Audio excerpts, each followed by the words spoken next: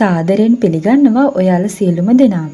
අද මම ඔයාලත් එක්ක බෙදාගන්න හිතුවේ කොහොමද අරාබි පාන් වලින් ලේසියෙම පීසා හදාගන්නේ කියලා.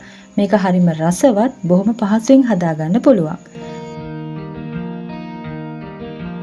මේකට ඕන කරනවා අරාබි පාන්. ඒවා සුපිරි වෙළඳ සැල්වල ගන්න තියෙනවා. මම අරගත්තේ කීල්ස් එකෙන්.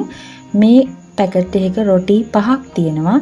එක පැකට් එකක් රුපියල් 750යි.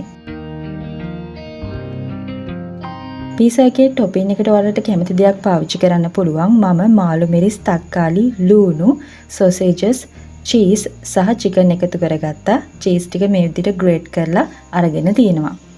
මුලින්ම චිකන් ටික මම සීසන් වෙන්න තියෙනවා. සීසන් වෙන්න සියඹලා යූෂ, ලුණු, ගම්මිරිස්, මිරිස් කුඩු එකතු කරගත්තා.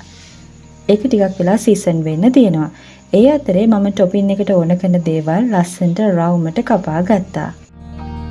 සොසේජස් ටිකත් මේ විදිහට රවුමට කපා ගත්තා. දැන් චිකන් එක සීසන් වෙලා තියෙන්නේ. ඒක මම තම්බ ගන්නවා. මම වතුර එකතු කරන්නේ නැහැ. මොකද චිකන් වලත් වතුර ටිකක් තියෙනවා. මේ විදිහට වතුර උනලා ඒක හොඳට තැම්බෙනවා.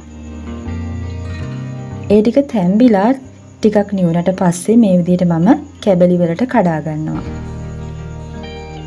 දැන් මේක තවත් රසවත් වෙන්න මම මේකට බාබකියු චිකන් මිශ්‍රණය එකතු කර ගන්නවා. ඒකේ කුළුබඩු කීපයක්ම තියෙනවා. ඒකෙන් හොඳ රසයක් සහ සුවඳක් චිකන් එකට ලැබෙනවා. ඊට පස්සේ පෑන් එකක් ලිපේ තියලා තෙල් ටිකක් දාලා මම චිකන් එක ටිකක් ෆ්‍රයි කර ගන්නවා. ඒක රන්වන් පාට වෙනකම් ෆ්‍රයි කරගත්තට පස්සේ ඒක අයින් කරලා මම සොසේජස් ටිකත් ෆ්‍රයි කර ගන්නවා. මේකට මම ටොමැටෝ පේස්ට් එක තමයි යොදාගන්නේ. ඔයාලට කැමති නම් තක්කාලි සෝස් එක පාවිච්චි කරන්නත් පුළුවන්.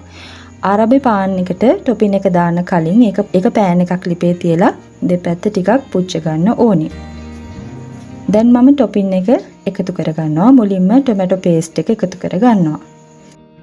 ඊට පස්සේ උඩින් චීස් ටිකක් දා ගන්නවා. ඊට පස්සේ පිළිවෙලින් ලූණු, තක්කාලි, මාළු මිරිස්, සොසේජස් සහ චිකන් එකතු කර ගන්නවා. අන්තිමට චීස් එකතු කර ගන්නවා. ඊට පස්සේ උඩින් කෑලි මිරිස් කුඩු සල්පයක් ඉහ ගන්නවා. ඔයාලට තියෙනවා නම් ඔරිගානෝ පාවිච්චි කරන්න පුළුවන්. දැන් පෑන් එකක් ලිපේ තියලා ඒකට බටර් ටිකක් ගාලා මේ විදිහට පීසා එක තැම්බෙන්න තියෙනවා. හොඳින් චීස් ටිකක් දිය වෙනවා. ඉතින් මේ විදිහට රසවත්ව ලස්සනට ඔයාලට ගෙදරදී පීසා එකක් හදාගන්න පුළුවන්. එහෙනම් ආයෙත් අලුත් වීඩියෝකින් හමු වෙන්නම්. ඔයාලට සුබ දවසක්.